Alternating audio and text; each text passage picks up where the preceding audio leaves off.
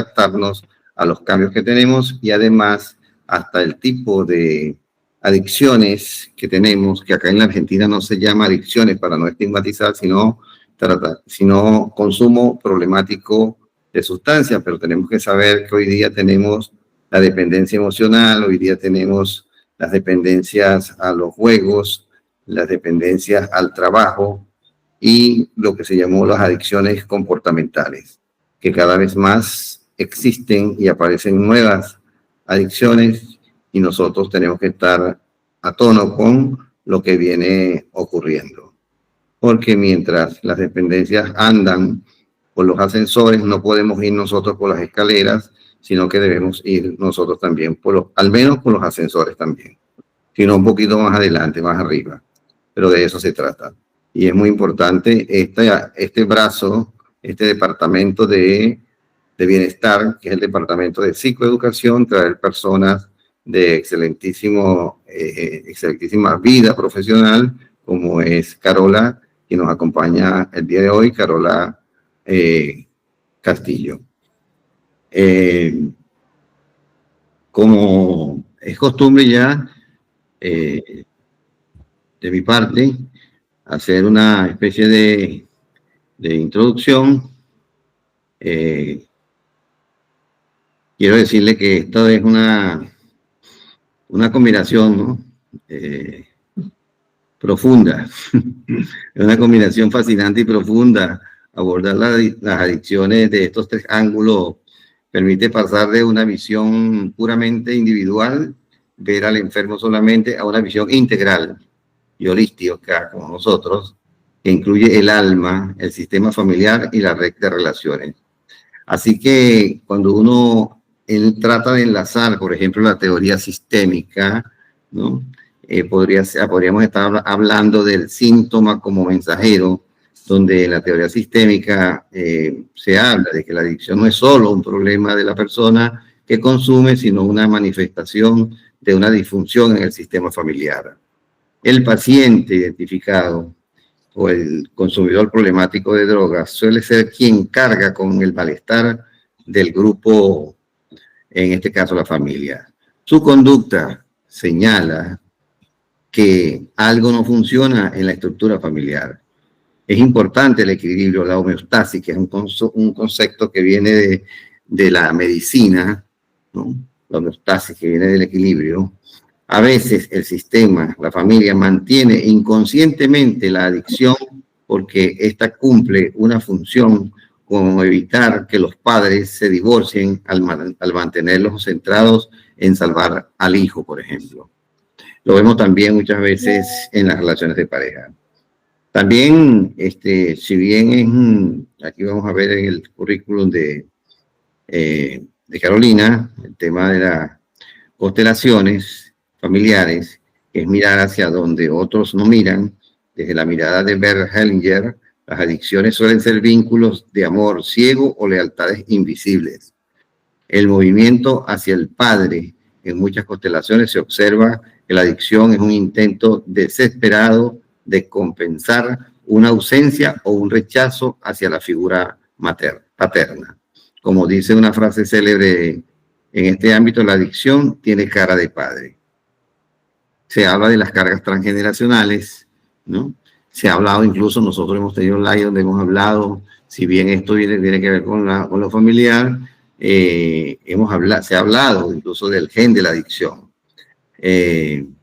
Una especie de yo como tú en el tema de lo ancestral, a un ancestro excluido, olvidado o que sufrió un destino difícil, guerras, migraciones, crímenes. También se habla de que viene como a llenar un vacío. El alcohol o la droga actúan como sustitutos de un algo o alguien que falta en el alma del sistema. Y cuando se trata del tema de la espiritualidad, por eso es que cuando hablo de enlazar estos tres elementos, lo hago desde el punto de vista del CV de Carolina, que traté de enlazar estas tres cosas, ¿no? La sed de trascendencia, como bien notó Carlos Gustavo Jung, en los inicios de Alcohólicos Anónimos, el deseo de consumir es a menudo una búsqueda equivocada de una experiencia espiritual. La conexión perdida, decía Carlos Gustavo, La adicción es una respuesta a la desconexión con el ser.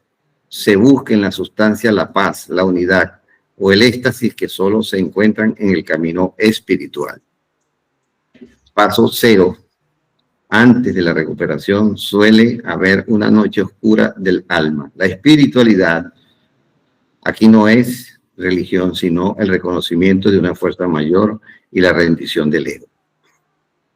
Bueno, como pueden ver, es un tema bien profundo. Hoy quien está autorizada académicamente para esto es Carolina Castillo, quien tiene una larga trayectoria en el área, quien nos va a disertar, porque bueno, ella es autora, conferencista internacional y facilitadora, reconocida por su profundo impacto en el campo del crecimiento humano, fundadora y directora de RICS, Reconstructive International Integrative Holistic School, institución que ofrece un enfoque transformador para el desarrollo personal y profesional.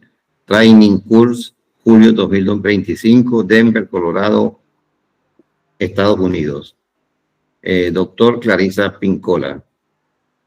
Reyes. Instituto de Archetypal and Cross Cultural Study.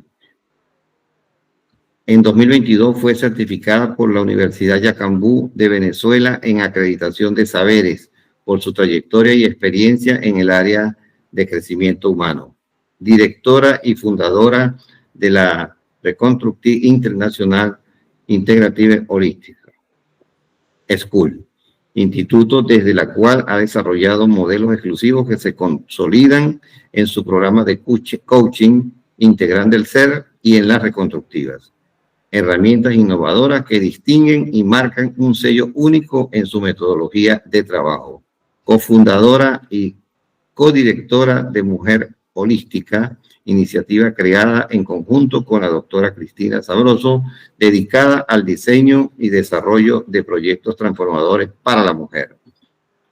Formación y experiencia. Carola cuenta con una amplia formación en diversas disciplinas, docente de la escuela y estudiante de psicología, terapeuta sistémica y pionera en las constelaciones familiares, según Bert Hellinger, máster en hipnoterapia clínica, especialista y formadora en coaching sistémico para organizaciones y empresas.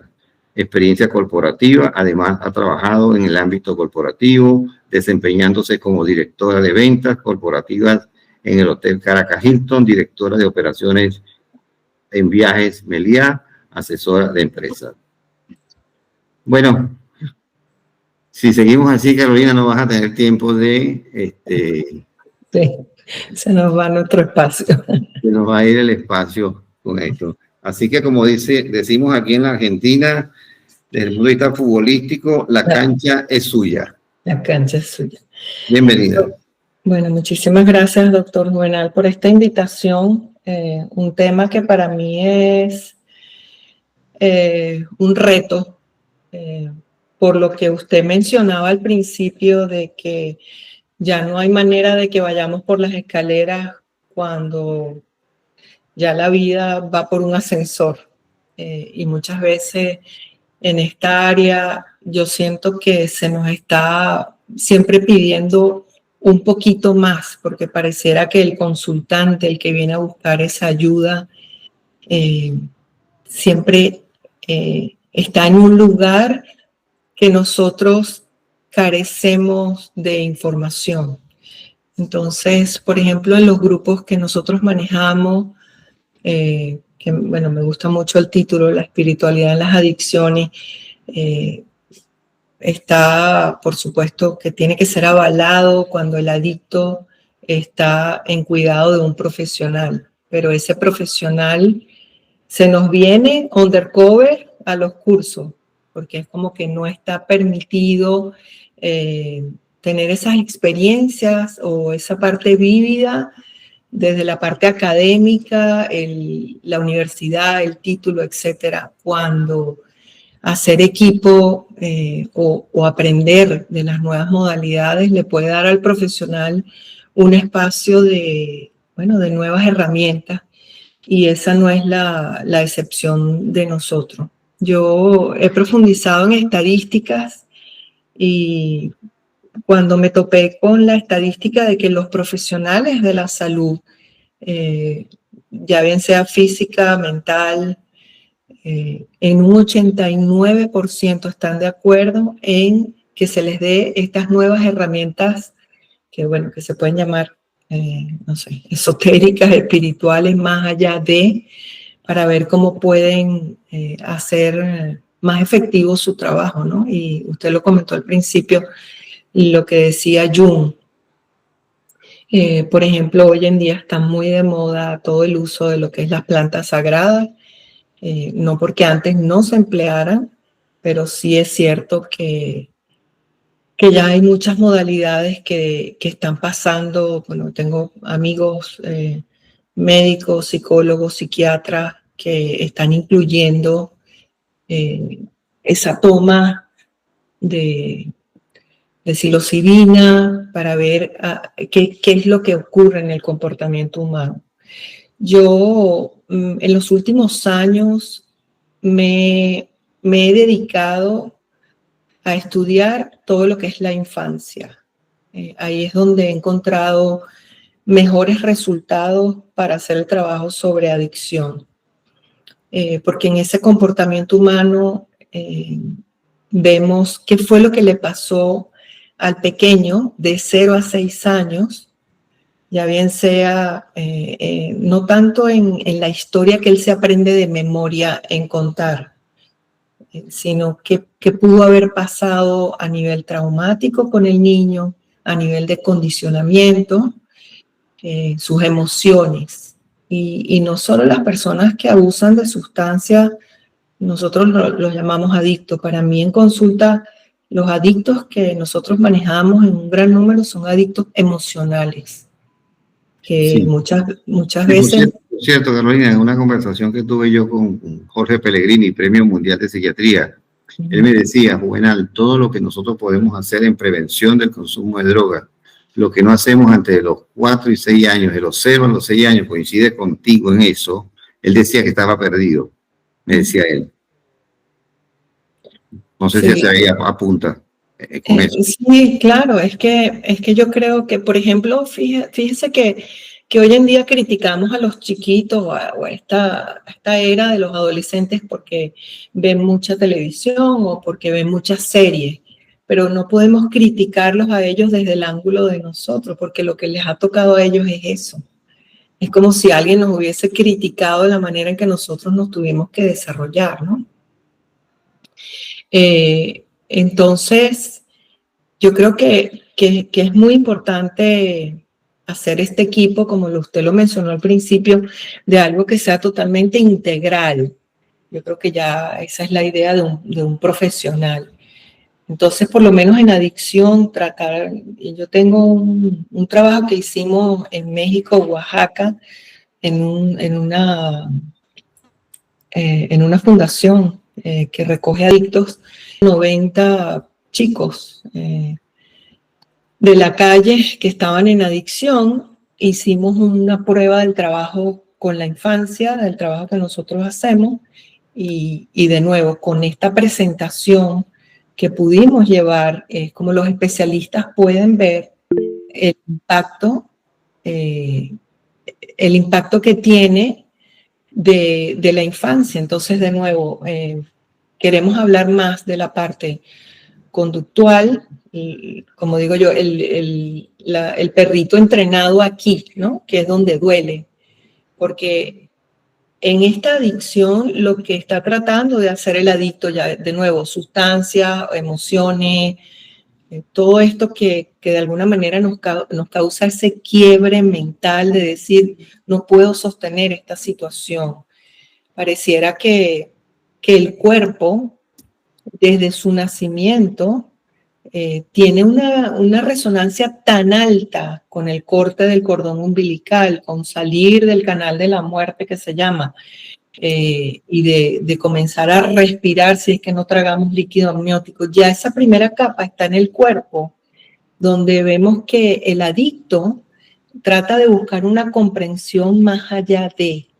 Y yo creo que cuando separamos a ese niño de ese adulto, es el niño el que tiene tanto dolor que al adulto no le queda otro remedio que buscar vías de recrear ese dolor que fue lo que pudo haber aprendido.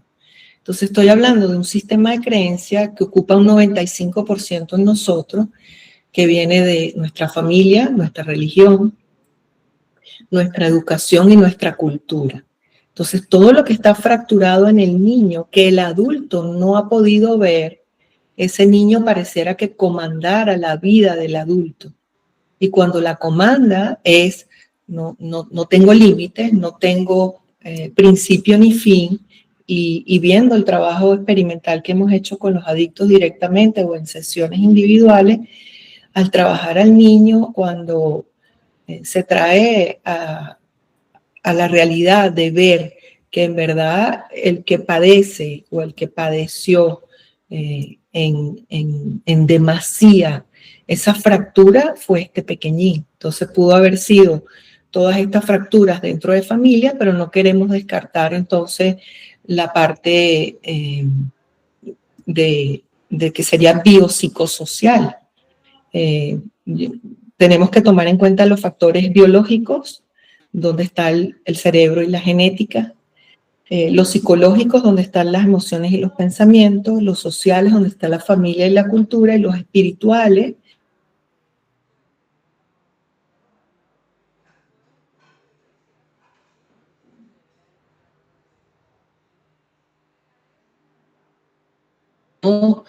era un grupo abierto, estaban en toma de plantas sagradas de ayahuasca, pero yo tuve la suerte de toparme con 3 compañeros en la toma que eran adictos, y ahí estaban haciendo un proceso. Y ellos decían que lo que podían aprender de las plantas sagradas era que se podía hacer con responsabilidad.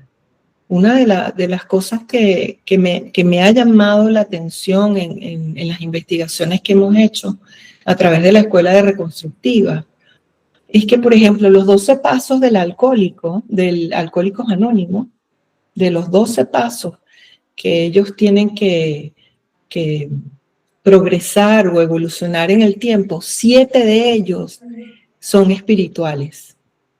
Ahora no tengo la lista aquí porque tengo la computadora muy lejos de mí, pero no traje la diapositiva. Y cuando yo encontré ese hallazgo, dije, ¿cómo podemos hacerle creer al adicto que se tiene que enganchar a una espiritualidad y seguir en el no cable a tierra? Entonces, hay un sustituto, comienza a ser, por ejemplo, las plantas sagradas, pero también comienza a ser, hoy en día, que es muy, muy usado en las sesiones, y usted lo debe conocer mejor que yo porque es psiquiatra, que es el mindfulness. Pero de nuevo, estamos buscando todo el tiempo experiencias que nos saquen de la realidad para no hacernos responsables. Y ese es el tránsito de la infancia, exactamente. Cuando hacemos el trabajo nosotros y miramos el sistema de creencia y traemos al adulto para que el adulto sea, voy a usar una palabra un poquito absurda, porque no compete en adicción, pero cuando el adulto comienza a ser compasivo con su infancia y con el niño, que él tiene que sostener ahora. Porque Sigmund Freud dice una frase que a mí me cambió la vida, que él dice: hasta que no matemos a nuestros padres y a nuestro niño interno, nunca vamos a saber quiénes somos. Entonces yo creo que en esta búsqueda desesperada del ser, todo lo que nos trae a estados alterados de conciencia es como una chispa sagrada y divina que todos anhelamos y buscamos. Pero hasta que no tengamos un camino de responsabilidad con lo que estamos buscando, los seres humanos lo que queremos es quedarnos en ese ámbito.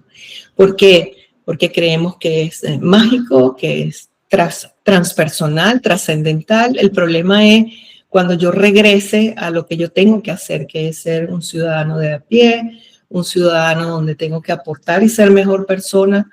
Y esto está en uno de los pasos de Alcohólicos Anónimos, que es buscar a las personas que les he hecho daño o los he herido. Entonces, ¿dónde está la responsabilidad? Entonces, cuando hablamos de adicciones junto a espiritualidad, yo creo que deberíamos hacer algo totalmente integral, que es alma, cuerpo, mente, espíritu, porque en muchos de mis consultantes me han dicho, por ejemplo, después de la experiencia con plantas sagradas o conversando con ellos, es como decir, bueno, me están apoyando desde la parte espiritual, con estos rituales, con estos ritos de paso, y me están llevando a ese mismo lugar que me lleva la droga o que me llevan las emociones, que es tocar algo que está más allá de lo que yo puedo poner en palabras, quiere decir el mundo invisible. Y bueno, lo llama Stanislav Grof la tormentosa búsqueda del ser, ¿no? Entonces, también no necesitamos sustancias como el alcohol o las drogas. Por ejemplo, cuando una persona no toma, pero una noche se va de fiesta y pierde totalmente el sentido con el licor. ¿Qué sucede con esa persona? Comienza a decir una verdad en una fiesta familiar. A un hermano que no le hablaba, lo comienza a insultar y le dice, tú que me robaste, ta, ta, ta.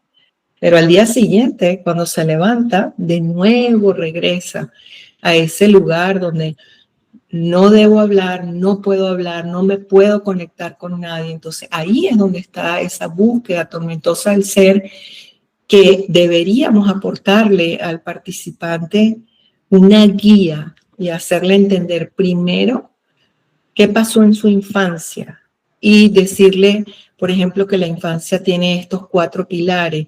La infancia no es solo tu papá y tu mamá, o si los tuviste o no los tuviste, pero el niño en su egotismo es ególatra, él cree que él, bueno, ya lo aprendió todo, que él es un héroe, y en verdad lo que tenemos en sesiones es a un superviviente. Y en esa supervivencia hemos hecho cosas para prevalecer, porque el niño, ya sabemos en estadística, por ejemplo, que él no va a abandonar la vida. Algunas veces hablamos de depresión en el niño, pero en verdad es vete a tu cuarto, estás castigado, y ahí entonces es donde viene ese ámbito espiritual donde el niño se desdobla. El que está abajo de alguna manera está allí en su cárcel, en su cuarto castigado, o tal vez abusado físico o psicológicamente, lo que haya sido verbalmente. Entonces ahora aparece el realismo mágico en el niño. En ese realismo mágico, él es capaz de ir, venir, soñar, no soñar. Ahí es donde ve a los superhéroes, ahí es donde esta creatividad que no se nos permite de edad adulta empieza a hacer algo en este niño. Cuando en sesión nos hemos dado cuenta de todo el rito que ha pasado el niño, tenemos muy buenos resultados dentro de adicción, sobre todo cuando trabajamos con un equipo multidisciplinario. Quiere decir, nos encanta trabajar la nutrición, nos encanta trabajar la parte mental, nos encanta trabajar y que cada especialista podamos hacer un equipo para llevar a los consultantes a mejores términos. Y la especialidad de nosotros entonces es trabajar la parte conductual, ver, por ejemplo, el niño hipervigilante. Y la característica de él es el escanear su entorno para ver qué puede hacer él por los demás para ser visto, que es lo más grande que quiere un niño. Entonces, cuando el niño no es visto, no es sostenido, hay una herida importante en el adulto. Entonces, de ahí vienen los problemas de relaciones, de vínculos sociales, puede ser en su trabajo, puede ser con sus propios hijos, su propia crianza. Entonces, cuando nos detenemos a ver todo esto y no le decimos al consultante, el niño ya no existe, el niño ya no está, sino le decimos, ahora está aquí, ahora lo tienes allí. Y para eso utilizamos todo lo que el bagaje de la parte sistémica, donde trabajamos en la deconstrucción de cómo se hicieron los canales de percepción a temprana edad y que están rígidos y fijos en los consultantes, y que después de esta intervención es impresionante el cambio que ocurre en el consultante. Es como decir una neuroplasticidad. Lo que él pensaba antes, lo que él creyó antes, va a cambiar completamente. Porque quien llega a la sesión es el niño de 0 a 6 años que está sentadito allí, que se le va a regañar, que se le va a reprimir, que le vamos a decir esto sí se hace, no se hace. Entonces nosotros diseñamos los 12 pasos de los niños, que por ejemplo el primero es: mírame con compasión porque sí, fue duro lo que yo viví. Y me gusta mucho que uno de los pasos el niño le dice al adulto: cuando sea grande quiero ser como tú. Y el niño también le puede decir a su adulto: sosténme, no me dejes solo, porque cuando me dejas solo tengo que buscar la adicción para que no me duela tanto. Entonces se abre, hay algo que se amplía dentro a nivel neuronal, y por eso lo llamamos totalmente un proceso integral. Sí, así es. Sí, fíjate, cuando hablas de la neuroplasticidad y de la neurogénesis cerebral y estas cosas, ¿no? Unido, por ejemplo, que nosotros lo trabajamos, ¿no? Tenemos una especialista, una psicóloga especialista en neurogénesis y neuroplasticidad cerebral. Es una de las cosas que nosotros ofrecemos en nuestro programa, que es bien importante. Y otra cosa que es importante cuando hablamos del equipo interdisciplinario, multidisciplinario, está el tema. Nosotros, por ejemplo, tenemos la microbiota intestinal. Estamos trabajando con eso porque el tema está en que cuando hablamos del ir por las escaleras y por los ascensores, en medio de la multiplicidad de adicciones que tenemos, es muy importante nosotros también, de alguna manera, quitarle la mirada a la conducta y quitarle la mirada a la sustancia. Porque hasta ahora los tratamientos se han caracterizado por ponerle la mirada a la sustancia o ponerle la mirada a la conducta y no ver integralmente al ser humano. Entonces nosotros, por ejemplo, tenemos pacientes que están en pleno consumo, están en consumo y están con nosotros, no están internados, no están en clínicas psiquiátricas, siguen con nosotros, aún, porque nosotros creemos que la internación muchas veces refuerza el tema de la sustancia, de que precisamente ese niño ponga la sustancia en primer lugar, mientras que nosotros no le damos la importancia a la sustancia, sino a él como persona, como ser humano, ¿no? Y de hecho nosotros somos de la idea, incluso, de que ellos no se llamen personas, yo soy un adicto recuperado, o con todo el respeto que tiene Alcohólicos Anónimos, que además si tenemos que mandar un paciente a Alcohólicos Anónimos o a Narcóticos Anónimos, lo mandamos porque respetamos la historia de Alcohólicos Anónimos. Nosotros lo único que sí tenemos es que tratamos de que el paciente no se llame, se cambie el nombre de José Ramírez, por ejemplo, por yo soy adicto recuperado, y en todos lados yo soy adicto recuperado. Nos parece que es una estigmatización eso. Sí, yo he seguido los pasos muy atenta de hacer acompañamiento a 5 personas que podríamos llamar que, bueno, fueron adictos, pero no solo de sustancias, sino emocional, etcétera, etcétera. Y trato de hacer como este trabajo de investigación y escucharlos con los resultados de la comprensión. Por ejemplo, tengo un consultante, tiene 34 años, que me dice el otro día: decidí salir a patinar. Me compré los patines y fui a patinar. Y él me dice que él lo que quería era hacer el ejercicio que yo le había mandado, era que saliera su niño a patinar. cuando me llama y me describe el proceso de lo que vivió, es como si se hubiese trasladado. Me decía, es que yo sentía que había viajado en el tiempo.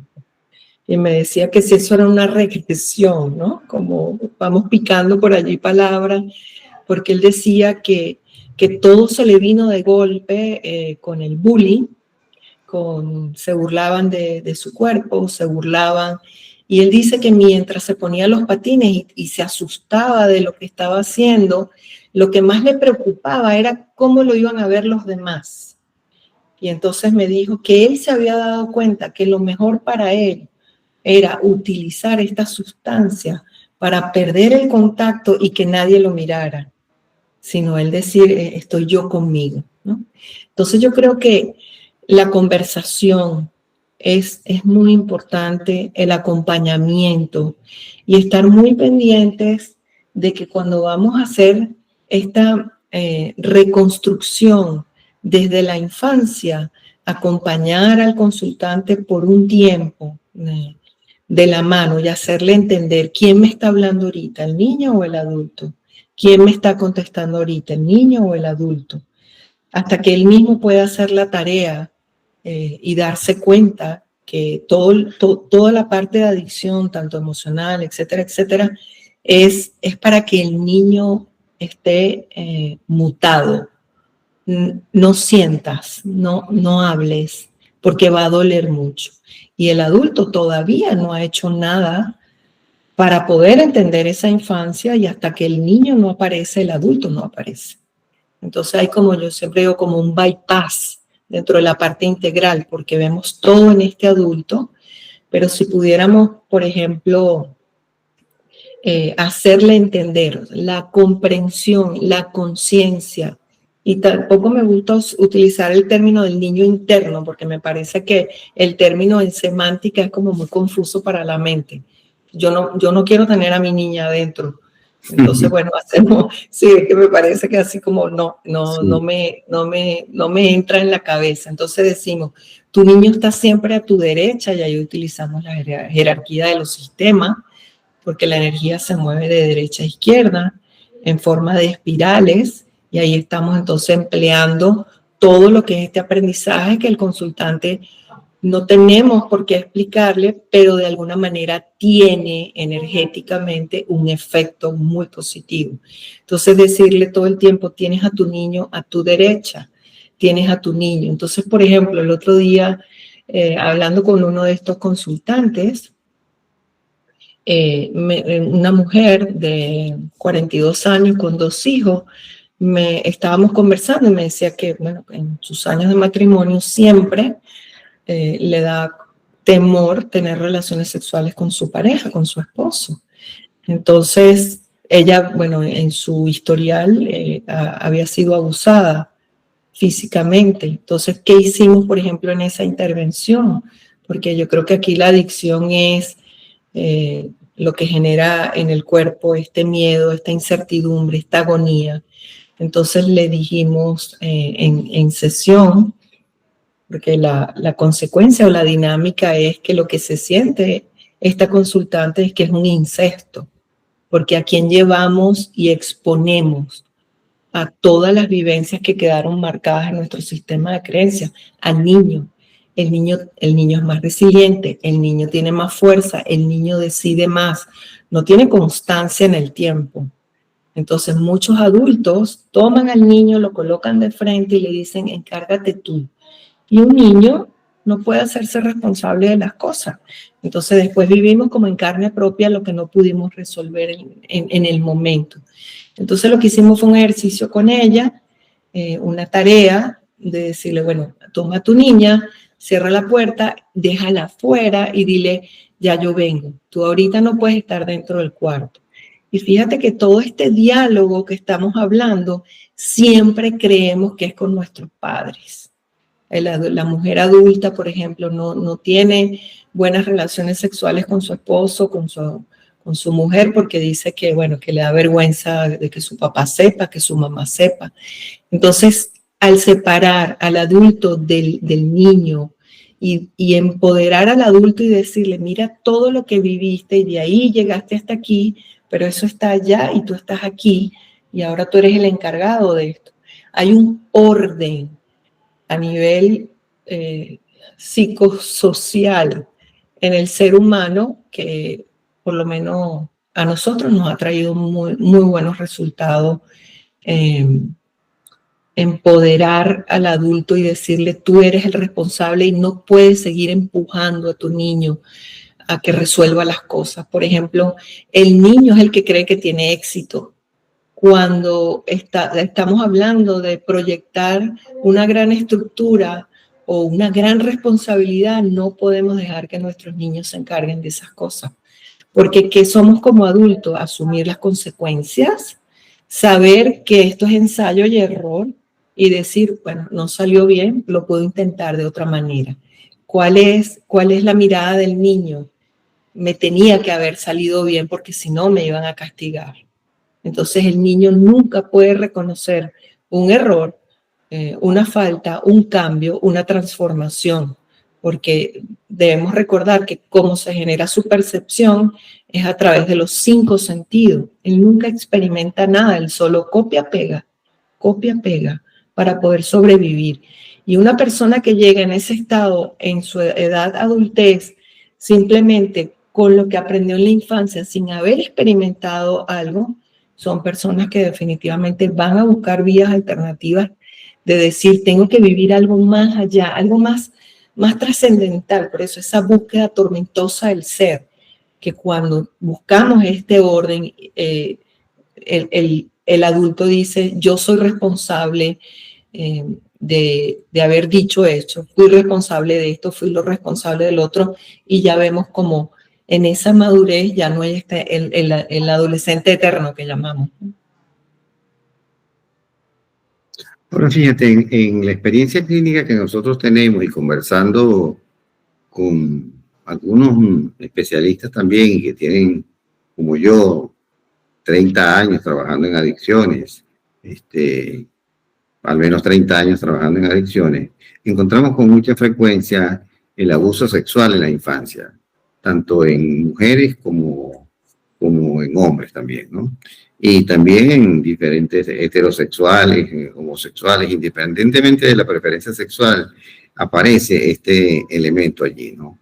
En ese sentido, ese niño del cual tú hablas, es más problemático, está más problematizado que uno que no ha sido abusado en la infancia. ¿Cuál es la experiencia de ustedes con respecto a eso? Yo digo que los niños son plastilinas con alma. Cuando vemos en los grupos, por ejemplo, vemos al adulto que dice, mis padres me querían demasiado, por eso soy un inútil. Y después escuchamos al próximo ponente que dice, mis padres no aparecieron, por eso yo soy el que soy. Esa es la pregunta. ¿Quiénes son entonces los padres perfectos? Cuando el niño está en supervivencia, no hay crianza perfecta. La pregunta es, ¿qué fue lo que sucedió contigo? Pero todavía la ilusión del niño es que los padres van a cambiar para él. Ya van a venir, me van a venir a buscar, me van a mirar, porque desde los 2 días de nacido ya el bebé hace contacto con los ojos de la mamá. Entonces, si el niño no es visto, simplemente no reconocido, ya ahí tenemos las primeras dinámicas, es la hipervigilancia, que es voy a cuidar de los míos para que me miren.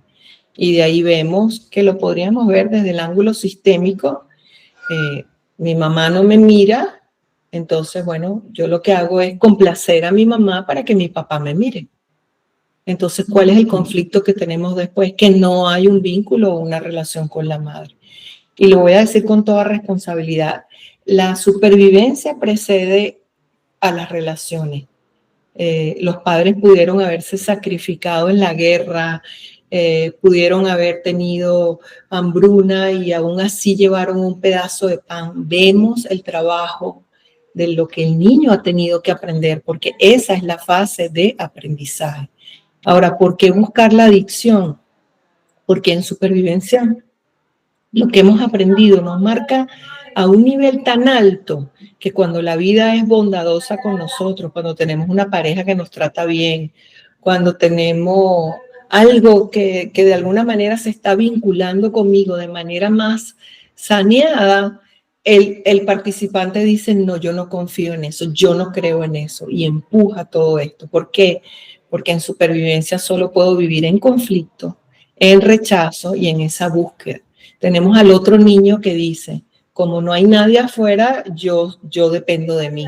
Y de ahí vemos la conducta narcisista, ¿no? Que es, no hay más nadie allá afuera sino yo mismo. Yo mismo me proveo.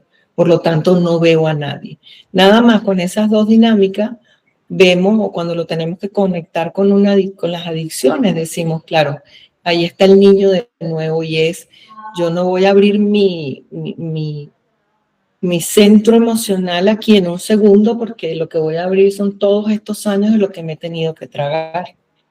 Entonces, sentarse a mirar las dinámicas del niño, no deberíamos separar cuáles han sido las menos o las, ¿sabes? Como darle un rumbo como en los manuales de procedimiento que esto tiene más o menos, porque podemos tener a estos padres que creyeron que dándole todo a los hijos iban a tener una mejor vida y vemos que terminan en adicción porque simplemente creen que es lo más valiente que han hecho con su vida.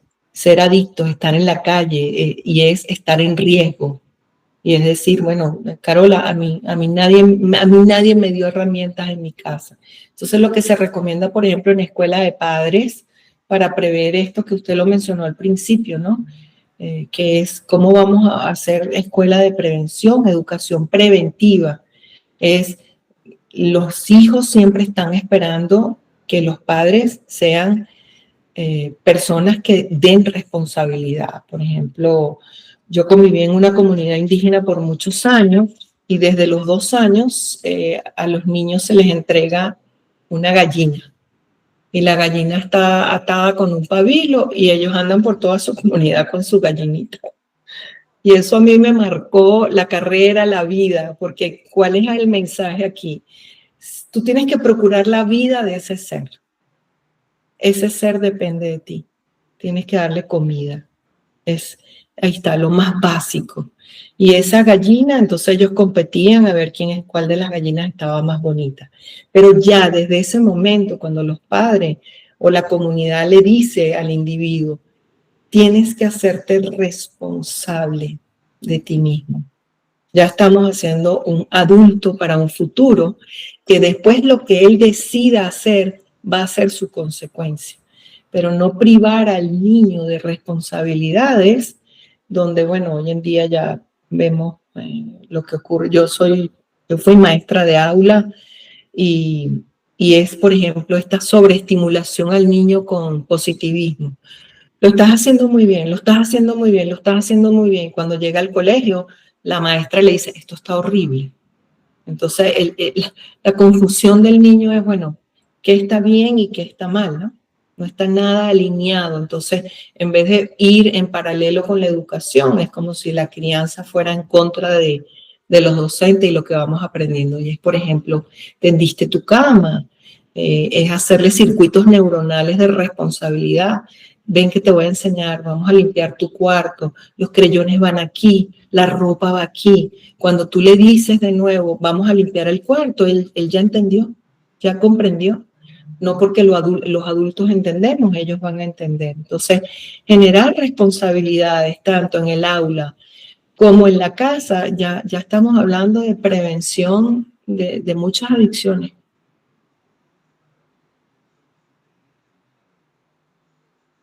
Tienes el micrófono cerrado. Tocaste un punto bien importante que forma parte de la filosofía de bienestar, tratamiento online de las adicciones, ¿no? Fíjate, el tema de la prevención, nosotros hablamos mucho de lo que es la promoción de la salud, lo que es la promoción de la salud. Cuando tú hablas de que van paralelamente, yo diría que paralelamente convergente, ¿no?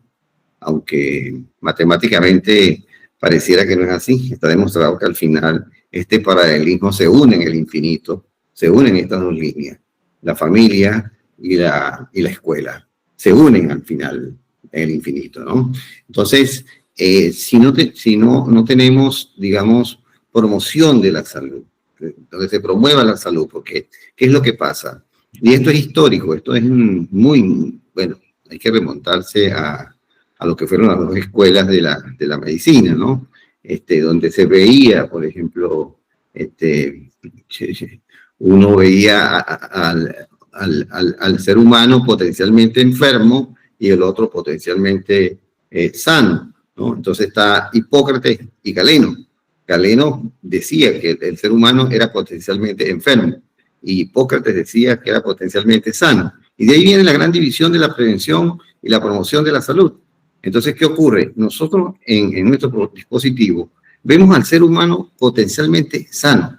Y eso es muy importante porque la escuela juega un rol importantísimo, importantísimo. Y cuando tú hablas del tema de la escuela, yo no fui maestro de escuela, pero tuve la oportunidad de hacer suplencias como maestro de escuela, Y me daba cuenta de una cosa que trató muy bien Paulo Freire, ¿no? El tema de darle a la escuela, a esos niños, que la escuela sea atractiva, que la escuela tenga música, que los niños tengan ganas de estar en la escuela, que sea atractiva la escuela, ¿no? Que sea divertida la escuela.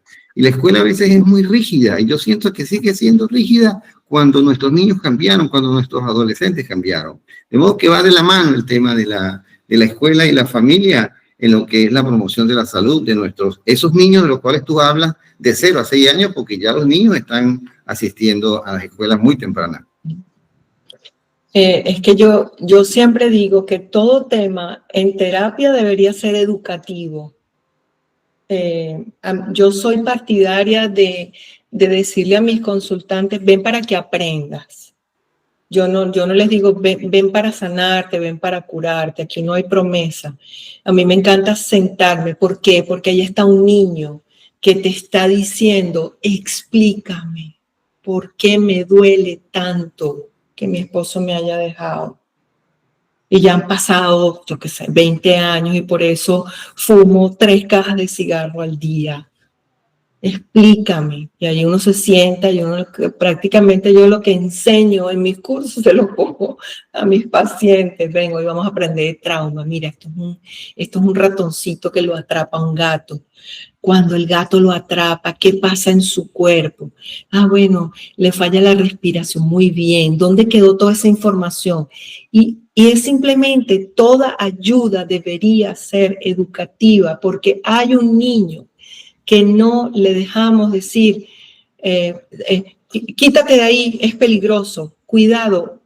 Y el niño de repente se descuidó y agarró el cuchillo que la mamá le dijo toda la vida, no toques, y un día lo agarró porque le parece que le llama mucho la atención, y simplemente se corta. Entonces, hacer los procesos experienciales, hacer más experiencias para que ellos vivan. Y esto en dinámicas de grupo creo que se debería implementar muchísimo en la salud, tanto, mental como corporal, que es ¿a dónde me lleva todo esto que estoy aprendiendo? Simplemente a reprogramar lo aprendido, porque yo no puedo borrar lo aprendido, porque lo aprendido está fijo ahí y se va a quedar fijo el resto de la vida. ¿Por qué? Porque los primeros circuitos de aprendizaje en el niño son lo más importante. Por ejemplo, la lengua materna. Cuando él aprendió a gatear, a pararse, sus primeras palabras, su primer contacto, ya eso está. El estado de supervivencia nos lleva a cumplir un destino. El estado de supervivencia nos da identidad, pero esa identidad no somos los que somos. Entonces, cuando nos metemos alguna sustancia o algún licor, yo suelto esa careta, esa identidad que me tuve que memorizar, que siempre va a estar conmigo, soy un poco más auténtica, critico un poco más, hablo con otro tono de voz que nunca empleo, pero cuando regreso a mi vida pareciera como que estoy en esa programación, en una cárcel. Si enseñamos al consultante desde un principio qué fue lo que pasó contigo, de verdad que el éxito en consulta es muy alto y todavía registrando con adicciones todo este modelo, ¿no? Así es. Bueno, ya estamos en tiempo, Carola, para que la audiencia, si desea hacer algún tipo de de pregunta o de intervención, queda abierto el derecho de palabra. O por chat, como mejor lo deseen, como más les guste. Sí, aquí pregunta Elsie Centeno, ¿cómo se puede llenar desde el punto de vista sistémico ese vacío de alma que conlleva a la persona a un consumo problemático de sustancia? ¿Y cómo lo ayudamos a ocupar su lugar en medio de tanta desorganización por esta situación del consumo? Hay una película, que no sé si alguien se lo sabrá y pueden contestar por el chat, que es con Timothée Chalamet, que es de un hijo que es drogadicto. Y es la cantidad de, Dios mío, de ritos de paso que tiene que vivir cuando al final el padre le dice, tú eres responsable, tú eres responsable. Por lo general, los que socorremos a las personas que están entre comillas, en este tipo de problemas, somos estos niños hipervigilantes. Por ejemplo, en el sistema de la familia, cuando alguno de los hermanos es el que tiene esta dinámica, el niño hipervigilante siempre se siente culpable de que el hermano esté trayendo todos estos problemas a casa. Entonces asume los problemas como si fueran personales. Y entonces no entendemos que lo que tenemos que decir es de qué soy responsable yo de lo que a él le está pasando. Entonces cuando crecemos y maduramos decimos de qué es mi hermano responsable. Porque, por ejemplo, mucha gente viene a sesión para que uno lo ayude a que el hermano haga algo. Pero si el hermano no quiere la ayuda, tenemos que trabajar es contigo para que tú te hagas responsable de lo tuyo. Pero muchos de nosotros negociamos todo esto para que nos quieran y no estamos velando por el drogadicto, velamos siempre por nosotros, que somos también unos grandes egoístas, ¿no? Sí. Te dicen que la película se llama Beautiful Boy, te dice Giovanni Zorrilla y Mimi Mata, Beautiful Boy. Gracias, de verdad, se las recomiendo porque es una maravilla para el tema. Te dice Giovanni Zorrilla, recientemente he visto que según Harvard, tener responsabilidades en el hogar es un predictor del éxito en la adultez. Eso podría entenderse como un elemento de apoyo a la construcción de una personalidad sana. Sí, por ejemplo, con estos casos que hemos tenido de estos chicos, para mí son chicos, 30, 34 años, que han estado en drogas duras. Por ejemplo, yo les asigno tareas, ¿no? ¿Qué es tarea? Es, por ejemplo, un proyecto de vida. Y con ese proyecto de vida estoy todo el tiempo detrás, ¿no? ¿Lo hiciste? No te puedo ver hasta que no cumplas con la tarea porque ese fue el acuerdo. Estamos reentrenando a una persona a cómo va a cuidar ahora del mismo. ¿Cómo se hace eso? No se le grita, no se le alecciona, no se, como dices tú, no se le encierra, sino que le decimos, vamos a hacer un proyecto y ven, poco a poco vamos. ¿Qué hiciste hoy? Entonces, metas a mediana, cortas y largo plazo. Ok, ¿cuáles son a corto plazo? ¿Para qué? Para poder reprogramar. Porque para él, lo más maravilloso es cuando el terapeuta o la persona que está afuera le dice, lo estás haciendo muy bien. Estoy muy orgullosa de ti porque lo estás haciendo. Pero si no lo hace, tenemos que recordarle que para poderte reentrenar y ser responsable de lo que quieres lograr en la vida, tiene que haber un paso 1 que es ¿qué quieres hacer? ¿Cómo lo quieres hacer? ¿Y de qué te vas a hacer responsable? Eso es abandonar la infancia. No es renuncio a cada 5 minutos y no soy constante en las cosas que hago. Y eso puede ser un programa de alimentación para que pierda peso, eso puede ser un proyecto, les ponemos metas a corto plazo para que poco a poco todo el sistema neuronal se vaya reprogramando. Y en el momento que toman el rumbo, ya empiezan como a tener estas nuevas vivencias. Yo creo que en la línea del tiempo tenemos que generar impacto tan importante que la infancia no sea lo relevante todo el tiempo. Cuando ellos hacen este verdadero cambio, ya tanto de manera integral, la mente como el cuerpo, no va a ir automáticamente a lo que vivieron en la infancia y casi inconsciente, porque es como que salta el abuso primero. No va a saltar eso primero. ¿Por qué? Porque estamos reprogramando y haciendo y buscando que ellos hagan sus proyectos. Hiciste la tarea, terminaste tu tarea, déjame ver. Y yo creo que ese debería ser el apoyo integral de estos chicos. Sí, pregunta, dice Elsie Centeno, ¿cuál pudiera ser el impacto expansivo en el árbol genealógico cuando hay una sanación individual de la adicción?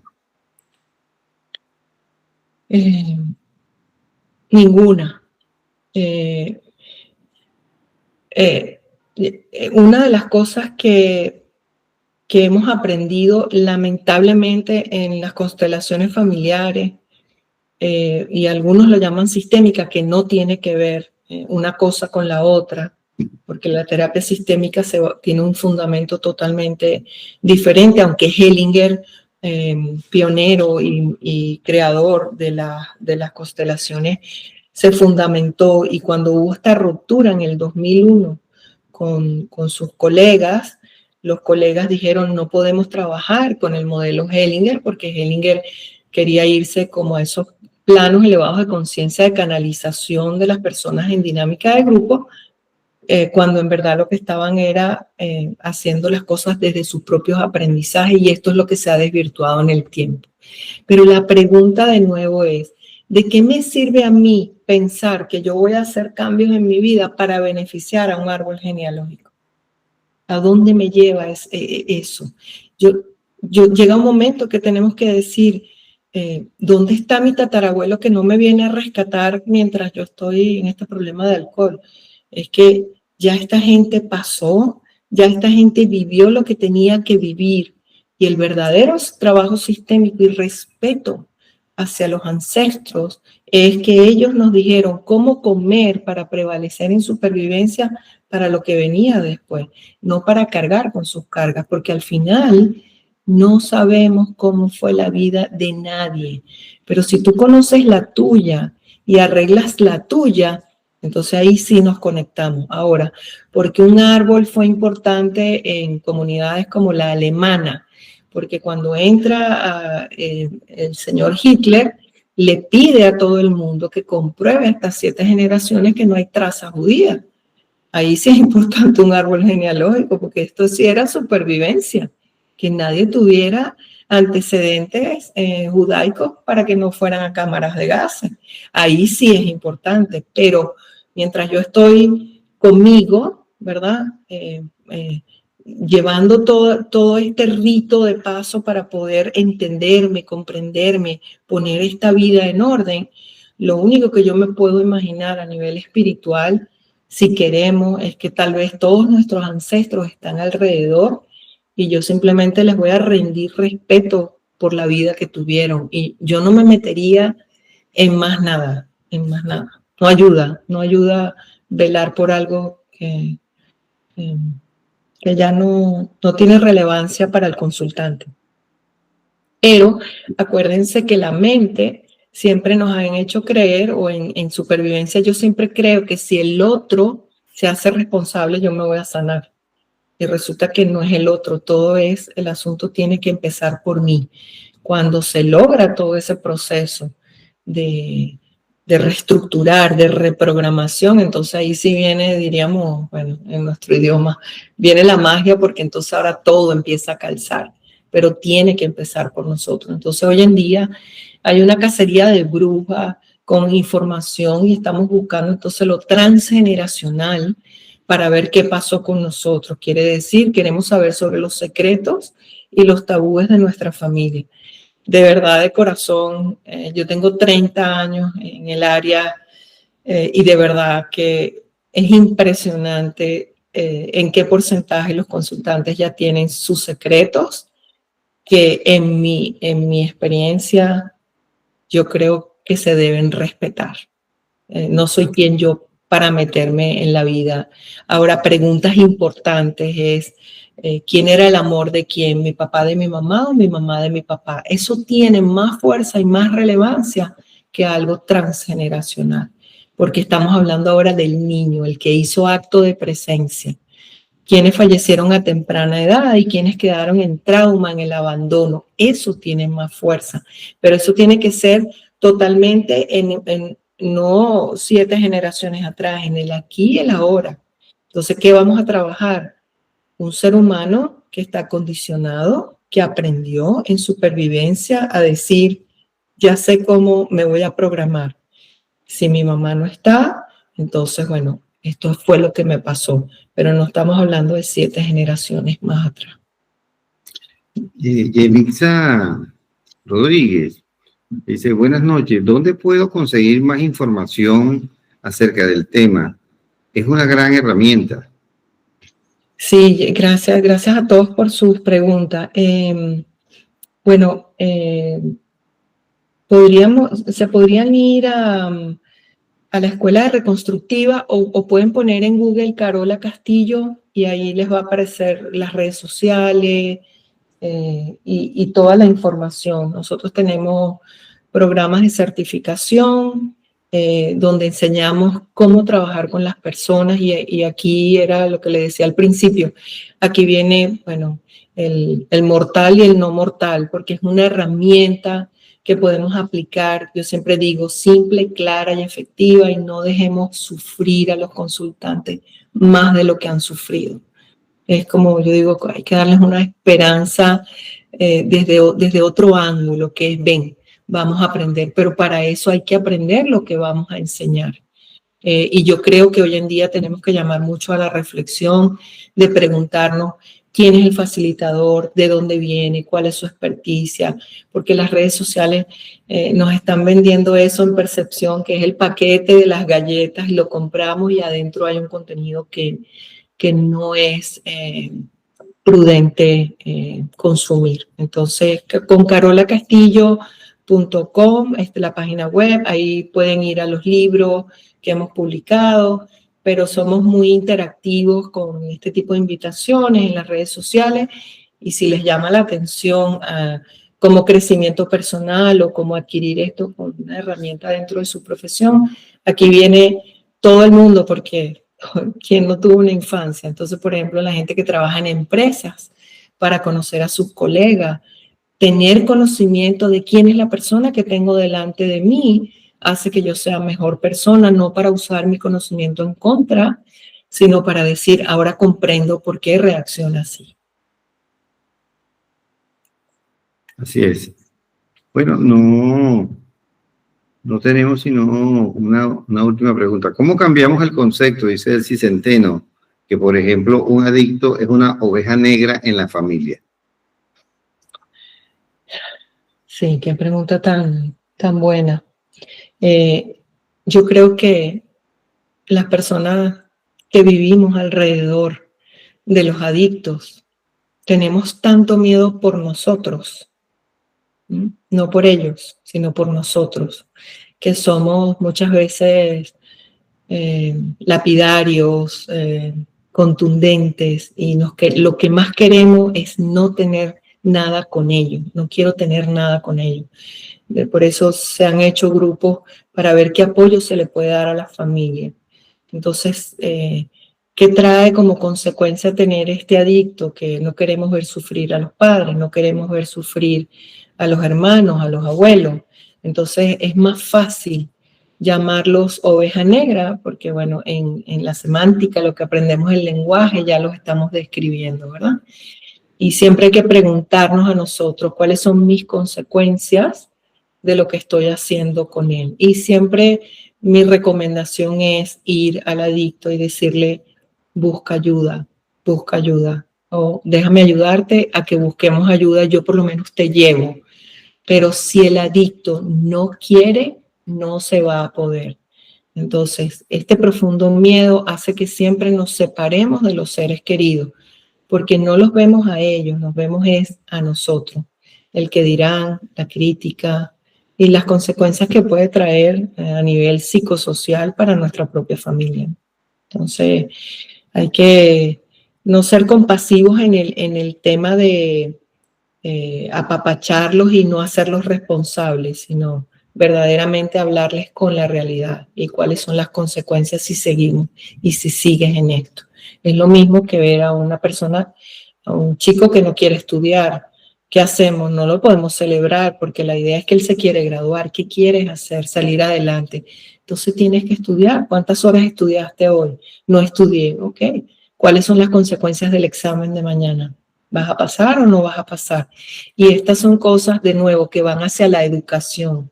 Yo lo estoy entrenando, diciéndole, estas son tus consecuencias. Porque el niño de nosotros vive por chance, por golpe de suerte, no tiene estructura, no tiene algo que sea en secuencia. Él es todo, como va viniendo, vamos resolviendo. Entonces, es una muy buena pregunta y algunas veces el respeto es el acto de amor más grande que podemos tener hacia esta gente.